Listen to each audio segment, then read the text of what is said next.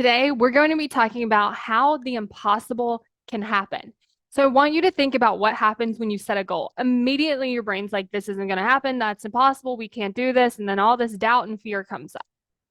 And oftentimes, we can look at that and we can really believe our brain.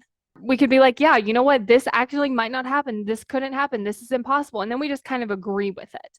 And then when we're agreeing with it, it's like, well, why take action toward it? Like, if it's really not going to happen and everyone's agreeing it's not going to happen, then why even move forward to it? But what I want you to think about is like, this is just what the brain does, and this is just where the brain starts. For me, I have achieved so many things that I thought was impossible, and my brain always started here. It's like, that can't happen. This can't happen. This isn't going to work. That's not going to work. You're not going to be able to do it. You're not going to be able to figure it out. But there are so many things that I've set a goal, and my brain has said that, and then I just went and did it anyway. So as I continue to do that, like setting a goal, my brain doing this thing that it's doing, me achieving the goal, as I've done that, every time that has come up. And so because of that, I start to see this thing that the brain is doing as like, oh, that's just step one. Like it actually doesn't know if I can achieve something or not. Because if it did, then it would have been right.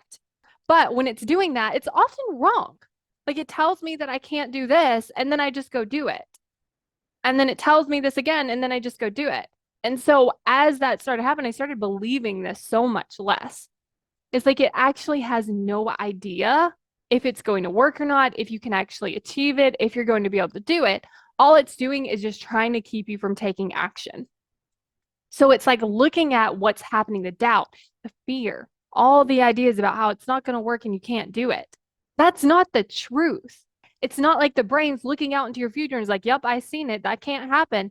It has no idea. It's literally just telling you that so that you won't move forward. So I want you to think about like, how do you want to respond to your brain when it's doing that thing of fear and doubt and telling you you can't do it?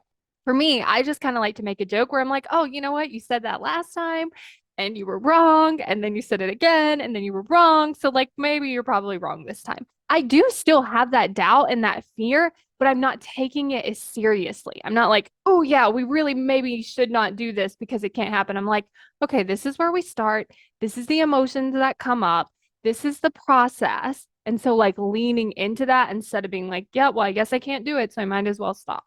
I'm creating a course on how to create commitment. And if you want to get on the wait list so that you're the first to know when this course launches, then go to createcommitment.com and sign up for the wait list.